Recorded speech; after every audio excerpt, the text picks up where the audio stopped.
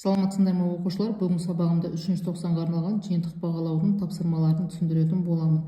Жалпы оқушылар 6 тапсырма беріледі және 6 тапсырманың барлығы түгел орындалған жағдайда 20 балл қойылады. Бірінші тапсырмада радиан арқылы өрнектеңіз 400 градус берілген, сол 400 градусты радианға айналдыруымыз керек. Градусты радианға айналдыру үшін 180-нен пиді көбейтеміз. 180 мен 400 екеуі де 20 деген санға бөлінеді. 180-ді 20-ға бөлсек 9, 400-ді 20-ға бөлетін болсақ 20 болады. Сонда 9-дан 20 пи болады. Демек бұл Д жауапқа сәйкес келеді. Екінші тапсырмада бұрышы 0,4 радиан градус арқылы өрнектеңіз. Бізге радиан берілген, осыны градусқа айналдыруымыз керек. Ол үшін пиден 180-ге көбейтеміз.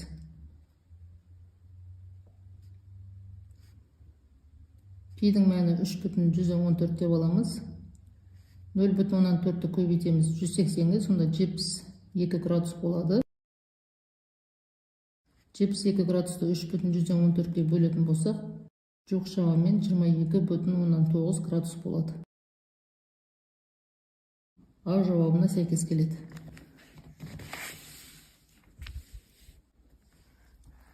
Үшінші тапсырмада бірлік шеңберді пайдаланып төмендегі тригонометриялық функциялардың мәндерін координаталық жазықтықта көрсетіңіз. Асында синус минус 225 градус, ал бысында косинус 6-дан 73 пиге тең.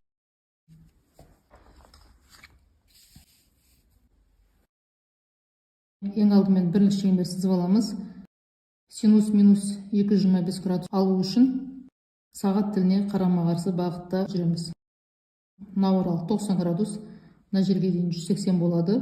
225 шығу үшін 180-ге 45-ті қосамыз, яғни 90-ның тең жасын аламыз. Сонда мінекей, мұнда 225-ті орналастырып аламыз. Ал енді бізде синус берілген, синус бізде y осіне перпендикуляр жүреді. Мына жақ қарай осылай қосып аламыз.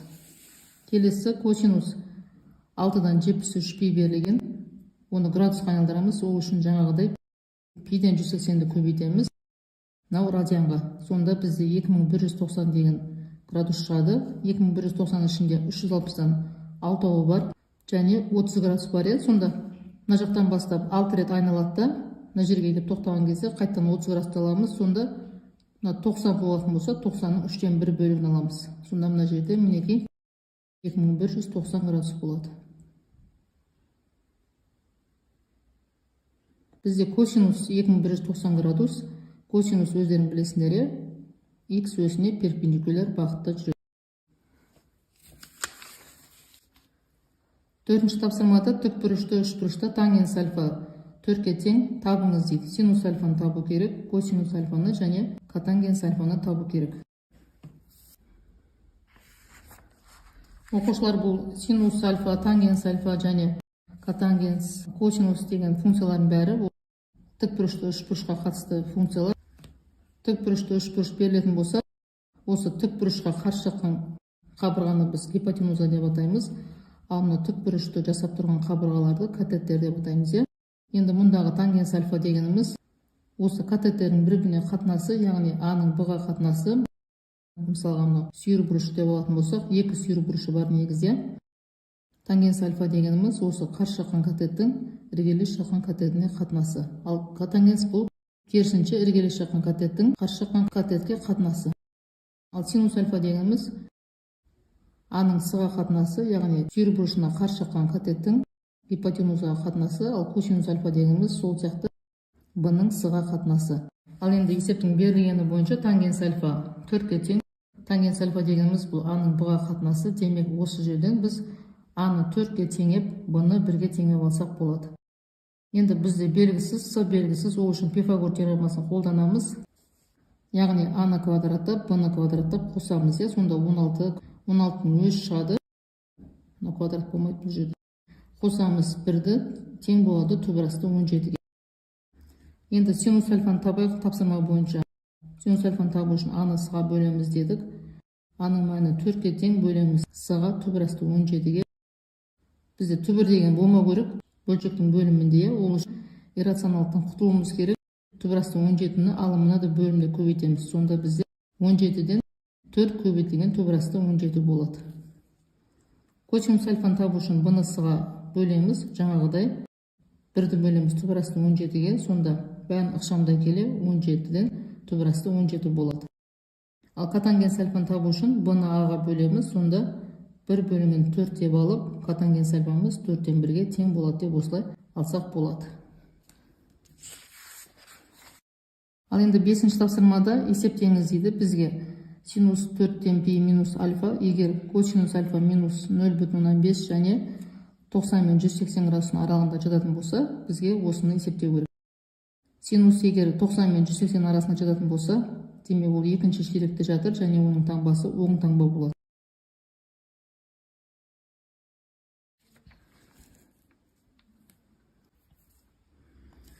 Оқушылар есептеу үшін қосу формулаларын қолданамыз.